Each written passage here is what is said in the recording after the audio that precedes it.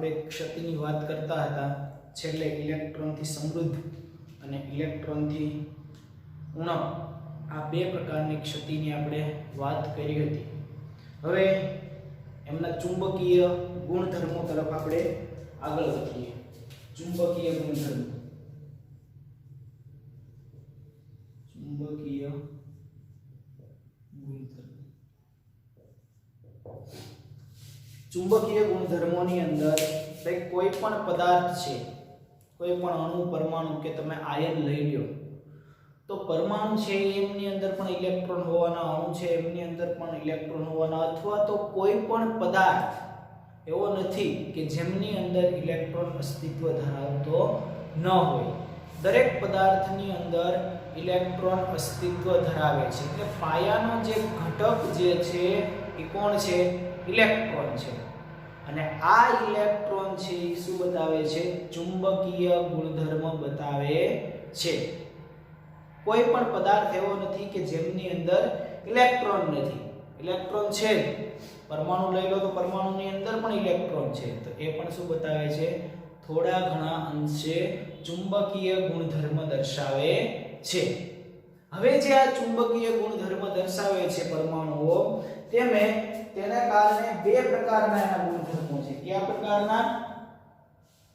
પરમાણુ નાના ચુંબક તરીકે વર્તતો હોય તો એ બે પ્રકારના ચુંબકીય ગુણધર્મો હોય. એક તો એની ગતિ જે છે, એની ચુંબકીય ચાક માત્રા છે, એ ગતિના કારણે ઉદ્ભવે છે. તો ગતિ કેટલા પ્રકારની હોય? બે પ્રકારની હોય. એક ગતિ એવી કે એક તો એ જે ધરી છે એની આજુબાજુ ઇલેક્ટ્રોન ફરતો હોય છે. એક એમની ધરીની આજુબાજુ, આ ધરી જે છે એમની આજુબાજુ શું ફરતો હોય છે? ઇલેક્ટ્રોન ફરતો હોય છે. અને એક કેન્દ્ર, અને કેન્દ્રની આજુબાજુ ઇલેક્ટ્રોન ફરતો હોય છે. આ ધરી છે, આ કેન્દ્ર લઈ લીધું. તો બે પ્રકારની આપણને ગતિ જોવા મળે છે ઇલેક્ટ્રોનની. એક કક્ષીય જો, અને એક ધરી ઉપર. એટલે કે આ ઇલેક્ટ્રોન છે, આ ધરી છે, ધરીની ફરતે ઇલેક્ટ્રોન શું કરે છે? ભ્રમણ કરે છે. જેના કારણે ચુંબકીય ક્ષેત્ર, તો ચુંબકીય ચાકમાત્રા ઉત્પન્ન થાય છે. અને બીજું કે આ કેન્દ્ર લઈ લો તો એની આજુબાજુ ઇલેક્ટ્રોન શું કરે છે? ભ્રમણ કરે છે. જેના કારણે શું થાય છે? ચુંબકીય ચાકમાત્રા ઉત્પન્ન થાય છે. તો બે પ્રકારની ગતિ આપણે કહીએ છીએ. કેન્દ્રની આસપાસ કક્ષીય ગતિ, એક કેન્દ્રની આસપાસ, આને શું કહીએ? કેન્દ્રની આસપાસ કક્ષીય ગતિ કહીશું. અને બીજી છે ધરીની આજુબાજુ જે ફરે છે તે ગતિને આપણે કહીશું તેની પોતાની ધરીની આસપાસ ભ્રમણીય ગતિ છે. આ કઈ છે? ભ્રમણીય, ધરીની આસપાસ ગતિ. તો બે પ્રકારની ઇલેક્ટ્રોન ગતિ કરે છે. એક તો પોતાની ધરી ઉપર ફરે છે, અને એક ધરીને લઈ અને કેન્દ્રની આજુબાજુ ફરે છે. આ બે પ્રકારની ઇલેક્ટ્રોન ગતિ કરે છે, જેના કારણે ચુંબકીય ક્ષેત્ર ઉત્પન્ન થાય છે. હવે ચુંબકીય ક્ષેત્ર ઉત્પન્ન ઇલેક્ટ્રોનની મૂવમેન્ટના કારણે થાય છે. ઇલેક્ટ્રોન વીજભારિત કણ હોવાથી આ પ્રકારની ગતિમાં ફરતો. હવે આપણને ખબર છે કે ઇલેક્ટ્રોન ઉપર તો વીજભાર છે. કયો વીજભાર છે? નેગેટિવ છે. એનું મૂલ્ય પણ આપણે જાણીએ છીએ. હવે થોડીક વાર મેક્સ પ્લાન્કે આપણને કીધું હતું પહેલા, ઓકે, 11 સાયન્સ ની અંદર, કે ચેપ્ટર નંબર 2 ની અંદર પરમાણુય બંધારણની અંદર, કે કોઈ પણ ભારિત કણ જો ગતિ કરતો હોય તો એમની અંદર શું થાય છે? ચુંબકીય ક્ષેત્ર ઉત્પન્ન થાય છે. તો અહીંયા આપણે ઇલેક્ટ્રોનને કેવો લીધેલો છે? તો કે ઇલેક્ટ્રોન આપણને ખબર છે કે ભારવાળો એક કણ છે. જો એ ગતિ કરે તો શું થાય? ચુંબકીય ક્ષેત્ર ઉત્પન્ન થાય છે. હવે આ જે પ્રકારની ચુંબકીય ચાકમાત્રા ધરાવે છે તે રીતનો ગણી શકાય. આમ દરેક ઇલેક્ટ્રોન કાયમીય ભ્રમણ અને તેની સાથે એમની ચાકમાત્રા સંકળાયેલી છે. દરેક ઇલેક્ટ્રોન કાયમીય ભ્રમણ દર્શાવે છે અને એમની સાથે એમની ચાકમાત્રા સંકળાયેલી છે. કેટલું આકર્ષણ કરશે, કેટલું અપાકર્ષણ કરશે, ચાકમાત્રા બતાવશે. જરૂરી નથી હરેક વખતે એનો ચુંબકીય ગુણધર્મ એટલે કે આકર્ષણ જ દર્શાવે. ઓકે, અપાકર્ષણ પણ બતાવે અથવા તો થોડા ઘણા અંશે થોડીક વાર આકર્ષણ બતાવે, પછી અમુક અસરના કારણે આકર્ષણ રદ પણ થઈ જાય. તો આ બધા જે એમના ચાક માત્રાના ગુણધર્મો છે આધાર રાખે છે એમના ભ્રમણ ઉપર આધાર રાખે છે. હવે આ જે ભ્રમણ બતાવ્યું, આ જે ચાક માત્રા દર્શાવે છે એ ઘણી ચાક માત્રા ઓછી છે અને એને એકમમાં માપી શકાય. એને કહેવાય બોહર મેગ્નેટોન. શું કહેવાય? બોહર મેગ્નેટોન, મ્યુ બી. આને આપણે કહીએ છીએ બોહર મેગ્નેટોન. બોહર મેગ્નેટોન આ એનું મૂલ્ય છે જે ચાક માત્રા આપણે માપીએ છીએ તેનું. બોહર મ્યુ બી બોહર મેગ્નેટોન નું મૂલ્ય કે ભાઈ એક બોહર મેગ્નેટોન બરાબર કેટલા થાય? 9.27 × 10⁻27 એમ્પિયર મીટર ઇન્વર્સ. આ થશે એક બોહર મેગ્નેટોન નું મૂલ્ય. સોરી 24 થશે. આ શું બતાવેલું છે? બોહર મેગ્નેટોન નું મૂલ્ય બતાવેલું છે. એક બોહર મેગ્નેટોન. બોહર મેગ્નેટોન બરાબર કેટલા થશે? 9.27 × 10⁻24. આટલું એમનું ચાક માત્રાનું મૂલ્ય બતાવેલું છે. આ મૂલ્ય કોના આધારે બતાવેલું છે? તો કે દરેક પદાર્થ છે એ દળ ધરાવે છે, એટલે કે ઇલેક્ટ્રોન ધરાવે છે. અને ઇલેક્ટ્રોન છે એ કેવો છે? તો કે વીજભાર વાળો છે. તો એમની ચાક માત્રાનું મૂલ્ય કઈ હોવું જોઈએ, એમને આપ્યું છે બોહર મેગ્નેટોન. તો બોહર મેગ્નેટોન બરાબર આટલું મૂલ્ય તમારે યાદ રાખવાનું છે. ચાલો, હવે તેના ચુંબકીય ગુણધર્મોને આધારે પદાર્થોને આપણે 5 વિભાગની અંદર વહેંચી દેવામાં આવ્યા. એ જે ચુંબકીય ગુણધર્મ બતાવશે એ 5 પ્રકારનો છે. કેટલા પ્રકારના? 5 પ્રકારનો. એટલે એને આપણે 5 વિભાગમાં વહેંચી દઈએ. કે કયા કયા પ્રકારના? તો પહેલો જે વિભાગ છે એ તમારો છે અણુચુંબકત્વ. કયો છે? અણુચુંબકત્વ. નામ સાંભળીને આપણને એવું લાગે કે અણુચુંબકત્વ, અણુ એટલે આકર્ષણ, અણુચુંબકત્વ. આ જે પ્રથમ ગુણધર્મ છે અણુચુંબકત્વ, તે અણુચુંબકીય પદાર્થ ચુંબકીય ક્ષેત્રની નિર્બળ રીતે શું હોય? આકર્ષાયેલા હોય છે. કોઈ પણ પદાર્થ છે જે આકર્ષણ ધરાવે છે તેને આપણે શું કહીએ છીએ? અણુચુંબકીય પદાર્થો કહીએ છીએ. હવે આકર્ષણ ક્યારે ધરાવે કોઈ પણ પદાર્થ? આકર્ષણ એમાં રહેલા અયુગ્મિત ઇલેક્ટ્રોનના કારણે દર્શાવે. કોના કારણે? અયુગ્મિત ઇલેક્ટ્રોનના કારણે. એમની પાસે જો સિંગલ ઇલેક્ટ્રોન હોય, પેરિંગ થયેલું ના હોય, તો એવા પદાર્થો છે શું બતાવે? આકર્ષણ દર્શાવે છે. એટલે અણુચુંબકીય પદાર્થો છે કેવા છે? અયુગ્મિત ઇલેક્ટ્રોનના કારણે શું બતાવે છે? આકર્ષણ દર્શાવે છે. તેઓ ચુંબકીય ક્ષેત્રની એક સરખી દિશામાં ચુંબકત્વ બને છે. એમની દિશા કેવી હોય? એક સરખી દિશામાં. એક સરખી દિશામાં ચુંબકીય ગુણધર્મ દર્શાવે. હવે એક સરખી દિશા એટલે શું? એક સરખી દિશા એટલે કે પદાર્થની અંદર જે અણુચુંબકીય કોઈ પણ પદાર્થ લઈ લો તો એમની અંદર એમની દિશા જે છે એક સરખી. એટલે કાં તો આ બાજુ દર્શાવશે પદાર્થ, કાં તો આ બાજુ દર્શાવશે, કાં તો આ બાજુ દર્શાવશે, કાં તો આ બાજુ દર્શાવશે. એટલે એક સરખી દિશામાં. એ સરખી દિશા એટલા માટે કીધી કે એમની અંદર રહેલા જે અયુગ્મિત ઇલેક્ટ્રોન છે કોઈ એક દિશા તરફ આકર્ષશે. હવે આકર્ષણ થાય તો આપણને એમ લાગે સર તો પછી એનો અડધો ભાગ જ આકર્ષણ દર્શાવવો જોઈએ, તો આ બાજુ તો નહીં હોય ને? ના હોય. તમે આ બાજુ કોઈ ચુંબકીય અથવા તો પદાર્થને લઈ જાઓ તો ઇલેક્ટ્રોન આ તરફ ખેંચાશે. એટલે ઓવરઓલ આપણને એવું દેખાય કે આખો પદાર્થ છે ચુંબકીય ગુણધર્મ દર્શાવે છે, કેમ કે ઇલેક્ટ્રોન બધી તરફ ખેંચાશે. એટલા માટે આ એક સરખી દિશા એવો શબ્દ વાપરેલો છે. અણુચુંબકત્વ એક અથવા તો વધારે અયુગ્મિત ઇલેક્ટ્રોનના કારણે હોય છે. ઇલેક્ટ્રોન કેટલા હોવા જોઈએ? ઓછામાં ઓછો એક હોવો જોઈએ. એક કરતા વધારે અયુગ્મિત ઇલેક્ટ્રોન હોય તો ચાલે. તો એના કારણે એનો અણુચુંબકીય ગુણધર્મ દર્શાવે છે. આવું ઉદાહરણ છે copper, Fe, chromium. Copper, Fe, chromium આ બધા છે કોણ છે? તો આ બધા છે એમના અણુચુંબકીયના ઉદાહરણો છે. O2, તો આ તમારે યાદ રાખવાના છે. આમની અંદરથી ખાસ યાદ રાખવાનું છે કે તમને પ્રશ્ન પૂછાય ચુંબકીય ગુણધર્મો અને 5 કોઈ એમ કે અનુચુંબકીય પ્રતિચુંબકીય પદાર્થો સમજાવો એવો પણ પ્રશ્ન પૂછે તો આપણને પેલા અનુચુંબકીય પદાર્થો કોને કહેવાય કે એવા પદાર્થો કે જેમની અંદર અયુગ્મિત ઇલેક્ટ્રોન અથવા તો આકર્ષણ દર્શાવે છે તેવા પદાર્થોને આપણે શું કહીએ છીએ અનુચુંબકીય પદાર્થો. હવે આકર્ષણ કેવું બતાવે તો કે અયુગ્મિત ઇલેક્ટ્રોનના કારણે એક સરખી દિશામાં આકર્ષણ દર્શાવે છે. તો એવા પદાર્થો કયા કયા છે તો એવા પદાર્થોના આ રહ્યા ઉદાહરણ. આટલું લખવું પડે. ત્યાર પછીનો બીજો એમનો જે ગુણધર્મ છે તે પ્રતિચુંબકત્વ છે. કેવો છે? પ્રતિચુંબકત્વ.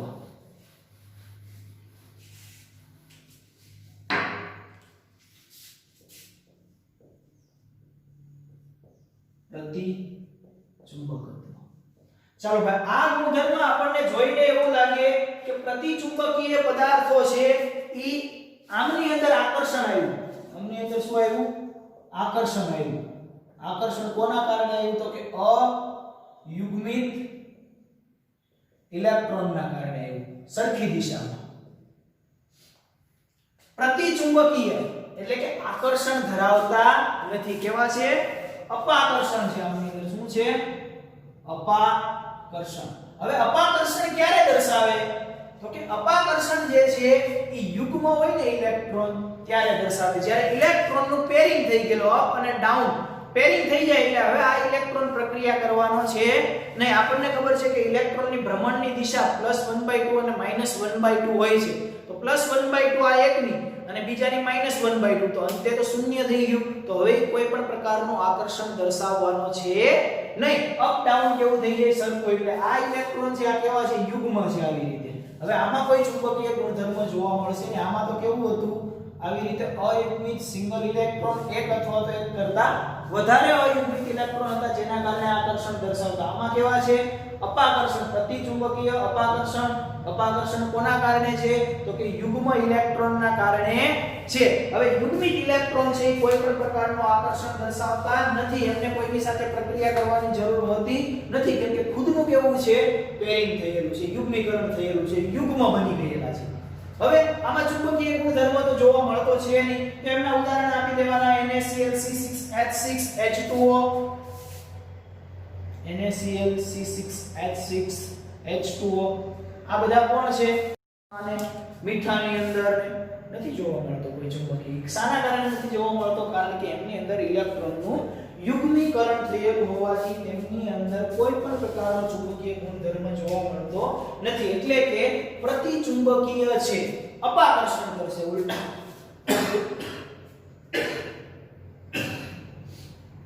હવે બધા જ ઇલેક્ટ્રોન યુગ્મી હોવાથી ઇલેક્ટ્રોન અયુગ્મિત ન હોય તો ઇલેક્ટ્રોનનું યુગ્મીય ચુંબકીય ચાક માત્રાને રદ કરી દે છે. ચુંબકીય ચાક માત્રાને રદ કરી દે એટલે શું?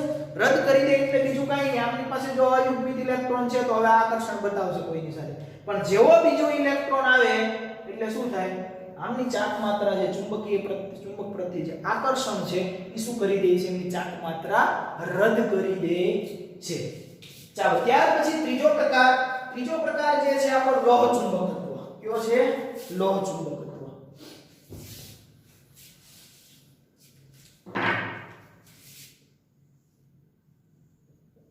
લોહ ચુંબકત્વ. હવે જે લોહ ચુંબકત્વ પદાર્થો છે ને એ કોના જેવા છે તો કે અનુચુંબકીય પદાર્થો જેવા. કેવા? અનુચુંબકીય પદાર્થો. અનુચુંબકીયની અંદર એક અયુગ્મિત ઇલેક્ટ્રોનના કારણે આકર્ષણ હતું તેના કરતા લોહ ચુંબકીય પદાર્થોની અંદર આમની અંદર જેવી રીતે આકર્ષણ હતું એમ આની અંદર પણ શું હોવાનું? આકર્ષણ હોવાનું. આમની અંદર પણ આકર્ષણ હોવાનું. આમની અંદર અયુગ્મિત ઇલેક્ટ્રોન હતા, આમની અંદર પણ અયુગ્મિત ઇલેક્ટ્રોન છે જ. હવે લોહ ચુંબકીય અને અનુચુંબકીય પદાર્થોની અંદર ફરક શું છે તો કે આ જે અનુચુંબકીય પદાર્થો હતા એ જ્યાં સુધી ચુંબકીય ક્ષેત્ર લાગુ પાડવામાં આવે એટલી ટેમ્પરરી ચુંબકત્વ બતાવતા હતા. જ્યારે લોહ ચુંબકીય પદાર્થો કેવા હોય તો કે એમની અંદર જે એમના ડોમેઇન જે છે આ કોઈ એક પદાર્થ છે, આ પદાર્થની અંદર ઇલેક્ટ્રોન છે આવી રીતે અયુગ્મિત. આવી રીતે અયુગ્મિત ઇલેક્ટ્રોન છે. આને આપણે શું કહીએ છીએ? ડોમેઇન કહીએ છીએ. શું કહે છે? ડોમેઇન. ડોમેઇન એટલે કે બધા જ ઇલેક્ટ્રોન છે એક સરખી દિશામાં ગોઠવા. આને કોઈ ચુંબકની બાજુમાં લાવવામાં આવે તો આ બધો જ આખો ડોમેઇન જે છે બધા જ ઇલેક્ટ્રોન છે આ તરફ ખેંચાશે.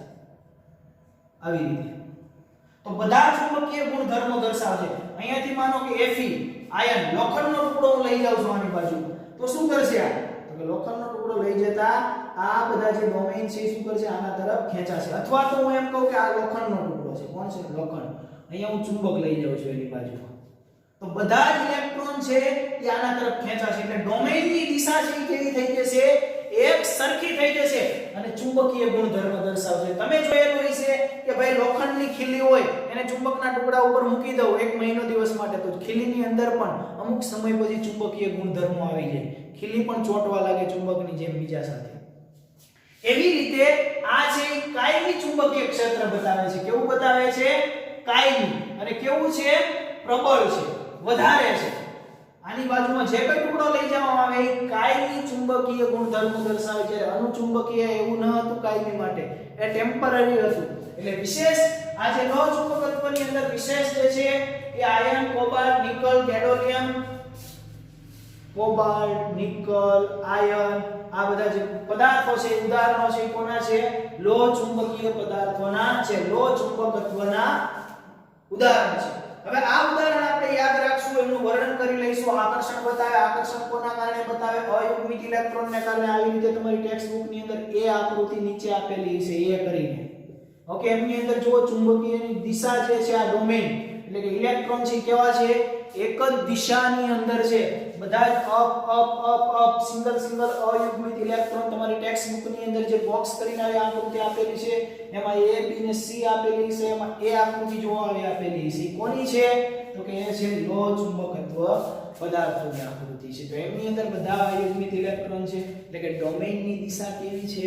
એક સરખી. ડોમેઇન એટલે બીજું કાંઈ નથી ભાઈ, એક ઇલેક્ટ્રોનનો સમૂહ છે. કોઈ પણ ધાતુ તત્વ હોય તો ધાતુ તત્વના કેન્દ્રમાં એક ઇલેક્ટ્રોનનો સમૂહ અયુગ્મિત ઇલેક્ટ્રોનનો ભેગો થશે અને જેવું કોઈ બાજુમાં આવશે ચુંબકત્વ એટલે ચુંબકીય પ્રત્યે આકર્ષણ ધરાવશે. ચાલો હવે આની બાજુમાં ચુંબક રાખવામાં આવ્યા, ચુંબક હવે હટાવી દેવામાં આવે તો આમાં પણ ચુંબકીય ક્ષેત્ર ઉત્પન્ન થશે. એટલે કાયમી ચુંબકીય ક્ષેત્ર ધરાવે છે આ પદાર્થો. આ થઈ ગયા આપણા લોહ ચુંબકત્વ પદાર્થો. અનુચુંબકીય જેવા પણ આના કરતા જેવી રીતે આમાં આકર્ષણ એવી રીતે આમાં પણ આકર્ષણ, આમાં અયુગ્મિત આવી રીતે આમાં પણ અયુગ્મિત. આમાં છે આમાં એક થોડું વિશેષ એ છે કે આમની દિશા એક સરખી દિશામાં હોય. આમાં હોય ખરા એક દિશામાં સરખા પણ કેવા હોય? કાયમી હોય. એટલે આકર્ષણ છે એ ડોમેઇન ઉપર આધાર રાખે છે. ડોમેઇનની દિશા છે એને લઈ અને કાયમી ચુંબકીય ક્ષેત્ર ઉત્પન્ન કરે છે. ત્યાર પછી ચુંબકીય ક્ષેત્ર દૂર કરવામાં આવે તો પણ આમાં ચુંબકીય ગુણધર્મ દર્શાવે છે. એટલે કાયમી ચુંબકીય ક્ષેત્ર દર્શાવે છે. ચાલો ત્યાર પછીનો ચોથો જે પ્રકાર છે આપણો, ચોથો પ્રકાર કંઈક આપણો એવો છે. હવે પ્રતિલોહ ચુંબકત્વ. કેવા છે? પ્રતિલોહ ચુંબકત્વ. આ કોના જેવા છે? આના જેવા છે. આ કોના જેવા હતા? આ એક ના ગુણધર્મો 3 નંબર જેવા હતા. 2 ના ગુણધર્મો કોના જેવા છે? 4 જેવા. પ્રતિલોહ ચુંબકત્વ. પ્રતિલોહ ચુંબકત્વની અંદર શું થાય? તો કે જેવું પ્રતિચુંબકીય પદાર્થની અંદર થતું હતું તેવું પ્રતિલોહ ચુંબકત્વ પદાર્થની અંદર આ શું બતાવતા હતા? અપાકર્ષણ. આ શું બતાવતા હતા? અપાકર્ષણ. કોના કારણે બતાવતા હતા? યુગ્મ ઇલેક્ટ્રોન. આમાં પણ શું છે? યુગ્મ ઇલેક્ટ્રોન છે. પણ વિશેષ આમાં એ છે કે મેંગેનીઝ ઓક્સાઇડ જેવા પદાર્થો કેવા છે? પ્રતિલોહ ચુંબકત્વ છે. જે ડોમેઇનની રચનાને લોહ ચુંબકીય પદાર્થ જેવી જ છે પણ તેમની ડોમેઇન એકબીજાની વિરુદ્ધ છે. ફરક એટલો છે આમાં કોણ આવ્યું? ડોમેઇન આવ્યા. ડોમેઇન તો આમાંય પણ આમાંય હતા ને, પણ આની ડોમેઇન જે હતી આની ડોમેઇન એમાં સિંગલ ઇલેક્ટ્રોન હતા આવી રીતે. કોમાં? લોહ ચુંબકત્વ. આમાંય ડોમેઇન છે જ પણ કેવા છે? યુગ્મ થયેલા છે આવી રીતે. આ યુગ્મીકરણ થયેલું છે. હવે આની બાજુમાં કોઈ પણ ચુંબકનો ટુકડો લાવવામાં આવે તો આ ચુંબકીય ગુણધર્મ દર્શાવે નહીં, કેમ કે અહીંયા કોઈ અયુગ્મિત ઇલેક્ટ્રોન છે નહીં. માટે આ પદાર્થોને આપણે શું કહીએ છીએ? પ્રતિલોહ ચુંબકત્વ મેંગેનીઝ ઓક્સાઇડ, પ્રતિલોહ ચુંબકત્વ પદાર્થો કહીએ છીએ. તમારી ટેક્સ્ટમાં આકૃતિ બી કરીને નીચે આપેલું છે અપ ડાઉન, અપ ડાઉન આવી રીતે ઇલેક્ટ્રોનનું યુગ્મીકરણ થયેલું બતાવેલું હશે, જે બતાવે છે કે પ્રતિલોહ ચુંબકત્વ પદાર્થો છે. ઓકે, આમની શું થાય છે? ચુંબકીય ક્ષેત્ર રદ થઈ જાય છે. ડોમેનની દિશા એકબીજાની કેવી છે? વિરુદ્ધ છે. એટલે કે યુગ્મીકરણ થયેલું હોવાથી તેમનું ચુંબકીય ક્ષેત્ર છે એ રદ થઈ જાય છે. એટલે કે કોઈ પણ પ્રકારનું આકર્ષણ દર્શાવતું નથી. એને આપણે શું કહીએ છીએ? પ્રતિચુંબકીય પદાર્થો કહીએ છીએ. ચાલો, ત્યાર પછી આગળ વધીએ. લાસ્ટ એ આવે ફેરીમેગ્નેટિઝમ. ફેરીમેગ્નેટિઝમ પાંચમો પ્રકાર છે ફેરીમેગ્નેટિઝમ. હવે જે ફેરીમેગ્નેટિઝમ પદાર્થો છે એ અહીંયા જોયું કે અનુચુંબકીય જેવા લોહ ચુંબકીય, પ્રતિચુંબકત્વ જેવા પ્રતિલોહ ચુંબકત્વ. પણ ફેરીમેગ્નેટિઝમ છે એ કેવા પદાર્થો છે? એ આ બધાથી કેવા છે? અલગ છે. અલગ એટલે કઈ રીતે અલગ? તો કે આમની અંદર આકર્ષણ બતાવે છે, આકર્ષણ બતાવે, પણ કેવું બતાવે? ખૂબ ઓછું. આકર્ષણ ક્યારે બતાવે? તો કે અયુગ્મિત ઇલેક્ટ્રોન હોય ત્યારે, અયુગ્મિત હોય ત્યારે. પણ આમની અંદર અયુગ્મિત અને યુગ્મિત બંને પ્રકારના ઇલેક્ટ્રોન છે. તો હવે આ જે પ્રકારના ફેરીમેગ્નેટિઝમ પ્રકારના જે પદાર્થો છે એમની અંદર ક્યાંક ક્યાંક અયુગ્મિત ઇલેક્ટ્રોન છે, ક્યાંક ક્યાંક પેરિંગ થયેલું છે, ક્યાંક ક્યાંક નકરા અયુગ્મિત ઇલેક્ટ્રોન છે. મતલબ રેન્ડમ છે, કોઈ ફિક્સ નથી કે ભાઈ નકરા અયુગ્મિત ઇલેક્ટ્રોન કે ખાલી યુગ્મિત ઇલેક્ટ્રોન કે ખાલી અયુગ્મિત ઇલેક્ટ્રોન, એવું કોઈ આમની અંદર ફિક્સ છે નહીં.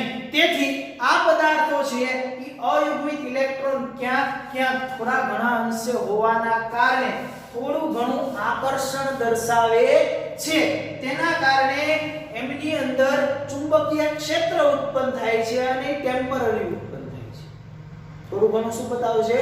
આકર્ષણ. આમની અંદર આવી રીતે ઇલેક્ટ્રોન હશે જ ભાઈ, થોડા ઘણા યુગ્મ થયેલા છે તે તો આકર્ષણ નથી દર્શાવવાના, પરંતુ જે અયુગ્મિત ઇલેક્ટ્રોન છે એ આકર્ષણ દર્શાવશે. એટલે થોડું ઘણું આકર્ષણ બતાવે છે, પરંતુ આ અનુચુંબકીય અને લોહ ચુંબકત્વ જેટલું નહીં. તો આમની અંદર જે ઇલેક્ટ્રોન છે અયુગ્મિત, તેના કારણે આકર્ષણ ઉત્પન્ન થાય છે. એમની દિશા કેવી હોય? બિન સમાંતર હોય છે. આમાં કોઈ દિશા સમાંતર નથી હોતી ભાઈ, નકરા અપ ઇલેક્ટ્રોન. ક્યારેક અપ હોય, ક્યારેક ડાઉન હોય, એટલે દિશા કેવી હોય? અસમાંતર હોય છે. હવે ફેરોમેગ્નેટિઝમ પદાર્થોની સરખામણીમાં ચુંબકીય ક્ષેત્ર નિર્બળ રીતે આકર્ષાયેલા હોય છે. તેમના ઉદાહરણ Mg Fe2O4, Zn Fe2O4, આ બધા જે ઉદાહરણો છે એ ફેરીમેગ્નેટિઝમના ઉદાહરણો છે. તો યાદ રહી જાય તમને દરેકને ચુંબકીય પાંચ જે ગુણધર્મો છે એ જ્યાં જ્યાં આકર્ષણ છે ત્યાં અયુગ્મિત ઇલેક્ટ્રોન છે, જ્યાં જ્યાં અપાકર્ષણ છે ત્યાં ત્યાં યુગ્મિત ઇલેક્ટ્રોન છે. અને આ એક અલગથી યાદ રાખી લેવાનું. આમની અંદર કેવું છે?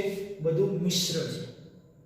તો આ પાંચ ગુણધર્મોની અંદર એમની વચ્ચે આકર્ષણ, અપાકર્ષણ અને એમના ઉદાહરણો, આટલું યાદ રહેવું જ જોઈએ. ગુજકેટની અંદર ઉપયોગી છે. ઓકે, કયા પ્રકારના પદાર્થો આકર્ષણ બતાવે, અથવા તો આ કોનું ઉદાહરણ છે? ફેરોમેગ્નેટિઝમનું છે, પ્રતિલોહ ચુંબકત્વનું છે, એવું પણ તમને પૂછી લે. ઓકે, તો આપણને ઉદાહરણ ખાસ યાદ રહેવા જોઈએ. બાકી તો બધું યાદ રહી જાય એવું છે નામ ઉપરથી. ઉદાહરણ આપણે દરેકના સેપરેટ યાદ રાખવા પડશે. તો આ રીતે આપણે ચુંબકીય ગુણધર્મો છે આ ચેપ્ટરનો લાસ્ટ ટોપિક હતો એ શું કર્યો? પૂર્ણ કર્યો. ત્યાર પછી આપણે આગળ વધીએ લખાણ સંબંધિત પ્રશ્નોમાં. ચાલો લખાણ સંબંધિત પ્રશ્નો જોઈ લઈએ.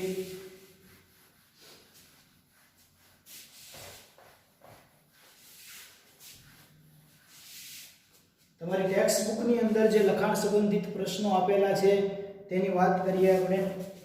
ટેક્સ્ટ બુકની અંદર 1.18 લખાણ સંબંધિત જે પ્રશ્ન છે તે આપેલો છે કે જ્યારે ઘન પદાર્થને ગરમ કરવામાં આવે ત્યારે કેવા પ્રકારની ક્ષતિ ઉદ્ભવે છે, તેના લીધે કયો ભૌતિક ગુણધર્મ અસર પામે છે અને કેવી રીતે. 1.9 જ્યારે ઘન પદાર્થને ગરમ કરવામાં આવે ત્યારે કેવા પ્રકારની ક્ષતિ ઉદ્ભવે છે? તો કોઈ પણ ઘન પદાર્થને આપણે જ્યારે ગરમ કરીએ છીએ ત્યારે એમની અંદર એક ક્ષતિ ઉત્પન્ન થાય છે અને એમાં જગ્યા ખાલી પડે છે, એટલે કે સ્થાન શું થાય છે? ખાલી પડે છે. કેમ કે પદાર્થ ગરમ કરશો એટલે એમના સ્થાન ખાલી પડશે, એટલે ક્ષતિ ઉત્પન્ન થાય છે. અને એક ક્ષતિ ઉદ્ભવે છે તેના લીધે કયો ભૌતિક ગુણધર્મ અસર પામે છે?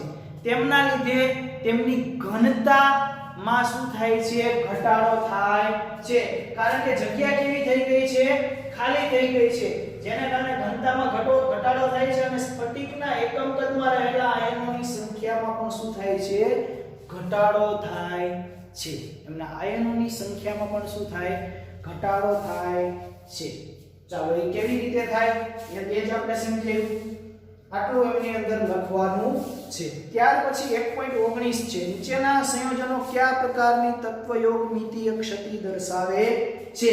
ભાઈ ઝિંક સલ્ફેટ છે. ઝિંક સલ્ફેટ છે ફ્રેન્કલ ક્ષતિ દર્શાવે છે, કારણ કે એમની અંદર આયનોના કદનો તફાવત છે કેવો છે?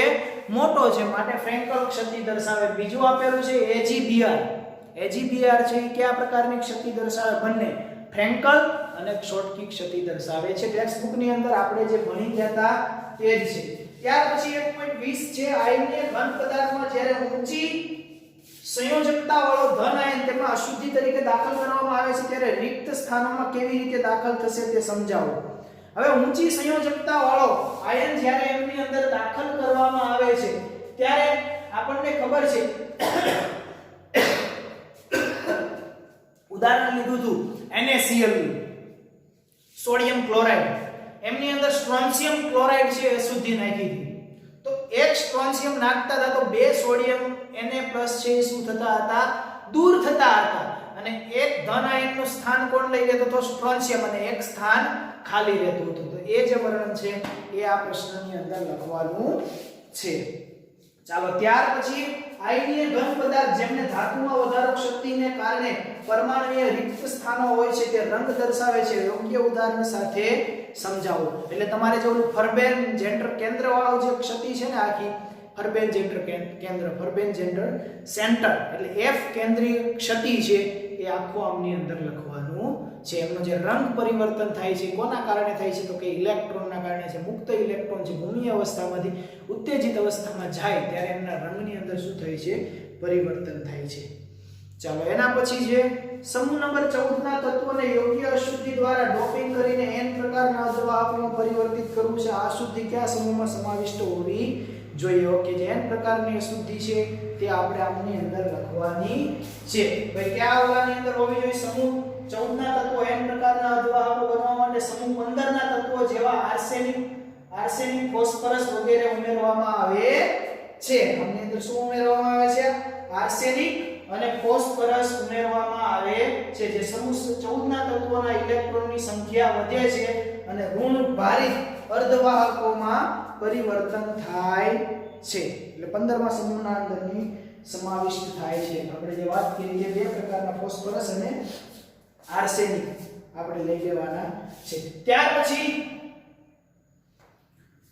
ફેરોમેગ્નેટિક અથવા ફેરીમેગ્નેટિક પદાર્થોમાંથી કયા પ્રકારના સારા કાયમી ચુંબકીય બનશે? તમારા ઉત્તરને વ્યાજબી ઠારવો. ફેરોમેગ્નેટિક પદાર્થો છે કાયમી ચુંબકીય બનાવે છે. ફેરોમેગ્નેટિક પદાર્થો શું બતાવે છે? ફેરોમેગ્નેટિક કાયમી ચુંબકીય બતાવે. ફેરોમેગ્નેટિક પદાર્થો જે છે ઈ કાયમી ચુંબકીય બની રહે છે.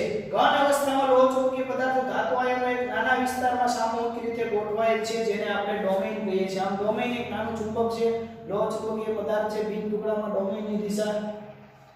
ટૂંકમાં આખા ફેરીમેગ્નેટિઝમ જે હતું એનું વર્ણન આમની અંદર આપણે કરી દેવાનું છે.